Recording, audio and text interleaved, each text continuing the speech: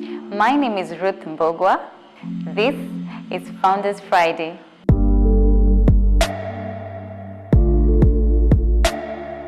I am a model, makeup artist, and a dancer. I run a business called Boldface Artistry.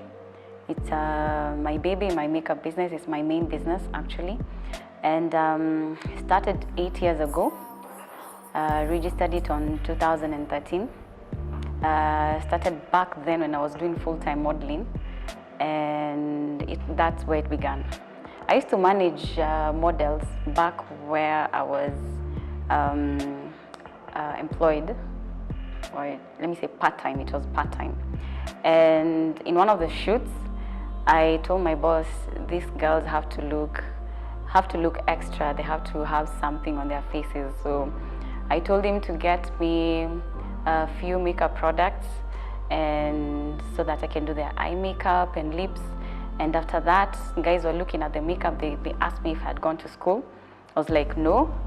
They were like, how do you know how to do this? I was like, see, I just see people doing it, and I didn't think it was serious. And from there, one of the girls asked me, see, you can do this as a business. I was like, okay. So she lighted a bulb in my head, and I was like, I think I can do this. And it was fun at that point. And from that point on, I started researching more in it and studying, and I found my love from that moment on. How did I raise my capital? Lucky enough, I had a few thousands in my account. And I remember from that shoot, I got a few photos, and I posted one of those photos on Facebook. And I was not such a huge fan of social media, so I just posted it because I wanted to just add photos on my timeline. And it was a joke. I just said, I wrote, the post was like, if you need a makeup artist, you can call me. And then I didn't think anyone would respond to that. And then one of my friends from high school, she told me, check your inbox. So I checked, and she was like, a friend of mine is getting married, and we saw your work. She's like, cool, you can come and do her makeup. So I was like, are you joking? She's like, no, I'm not joking, so you can come and meet her. So I was like, okay, sawa. So give her my number, and then we'll get in touch. So I got in touch with her. Well, that was soon after I did a very huge research of what I'm getting myself into, because I told myself, let me do this, yeah? There's no perfect time for starting. And then she was my very first client. The few thousands I had in my account, they were enough to start me off. And she was my first client who believed in me. I remember I didn't even have a makeup kit. I used to work with a paper bag of some very famous supermarkets. And she didn't judge me, luckily. I mean, she was like, you're good. And from that moment on, I just grew my business from that. I never used to pay myself for quite a long time, because I used to feed back in the business. I'm creative, I'm very imaginative, and very patient. Yeah, because working with people, I think I've proved myself enough. And yes, those have got to be my valuable ones.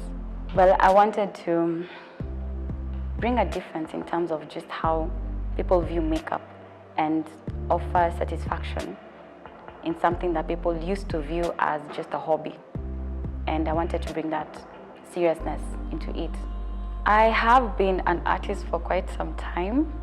What I studied in college, I never got any job from that. So I remember I've been dancing, modeling all through, but my part-time job, the one I told you about, it was an events company, and I got to learn so much in terms of just being a leader, being organized,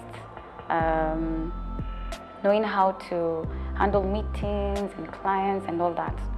It formed me from the moment I started my own business. My role model should be anyone who faces challenges through their different processes and comes out like a lion from that. Anyone who doesn't give up from any challenge. My company goals is to build as many people as I can, as possible, with this skill that God gave me, and to equip as many young people as possible. When I'm getting a team, because I normally subcontract people that have trained, people that I know their strong points and weak points. I know what they can do, what they cannot do. So what I look most is not the skill that they have, it's the personality, the values, their discipline, their motivation, what motivates them. Is it money? Is it a passion? I attribute my success to anyone that I have been able to equip, and after years I can see them doing something with what I started in them. With the, like, I've been able to water seeds of so many people that I see it as a success. Mostly word of mouth and social media and references from my loyal clients. That's why I always try to achieve 100% for everyone that I work on, because I know immediately they will be my marketers. No, I've never turned down a client. I try as much as possible to accommodate everyone with their different requirements. I have been in a partnership agreement before, but in another business, not this one. But of course, for this one, as I continue growing, I know at some point I will need partners to come and help me boost the brand, if of course they believe in the vision that I have. Something that I will be really happy about is that I started my makeup school finally. It has been my dream ever since I started the industry, because back then there were no makeup schools where they will train you in-depth makeup artistry, and finally I've started that journey, and if it was December, I would celebrate huge. Having been able to based in my makeup school, to be able to equip people to a point where they can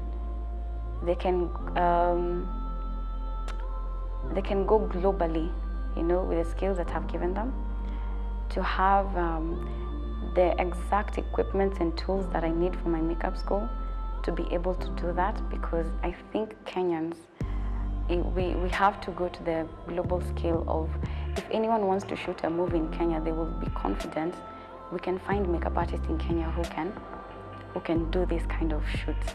Because mostly people from outside, they come with their crew because they're not sure if we are skilled enough for that.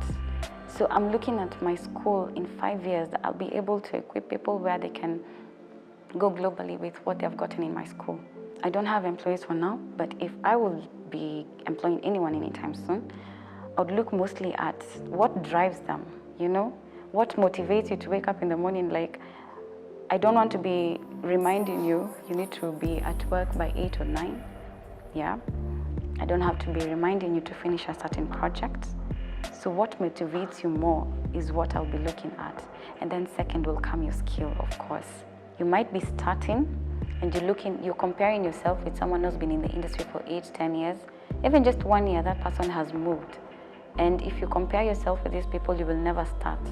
So with whatever you have to start. You have to start, even if you don't have a makeup kit, whatever industry you're in. Don't look at, you're thinking for you to start a certain business, you need $500,000. Even if you have 50,000, start from where you are, and then you will get help as you continue, because people will see your drive, they will see your passion, and they will come and help you through it. So start with what you have. Don't look at the money, because the money will come.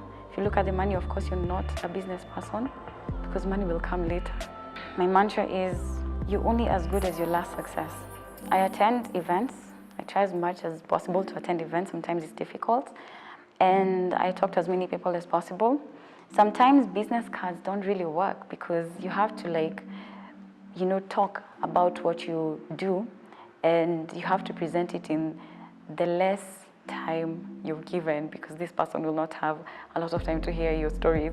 So I try to keep my interactions short. I try to create good rapport, and basically that's it, because it cannot be mainly in an event. Even in church, even if I'm walking with a friend and then I meet her friend, and then of course that's another networking opportunity.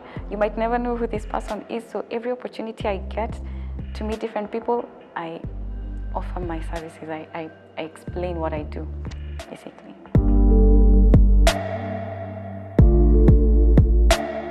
I did a lot of odd jobs, you know, selling sausages, popcorns and stuff like that, just odd jobs.